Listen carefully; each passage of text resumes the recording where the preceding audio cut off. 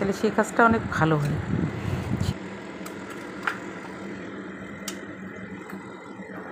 সেই জন্য রান্নাতেও যদি মনোযোগ দিয়ে ভালো করে রান্না করা যায়, যে কোনো জিনিসই সুস্বাদু হয়।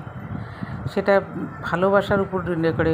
আমরা যখন রান্না করি সেখানে ভালোবাসা তো যুক্ত হয়ে যায়। রান্নার সঙ্গে রান্নার স্বাদ বেড়ে যায় ভালোবাসার জন্য। ভালোবেসে রান্না না করলে সেই রান্নার কখনো স্বাদ হবে না। আজকে আমি রান্না করলাম পটল দিয়ে ডিম।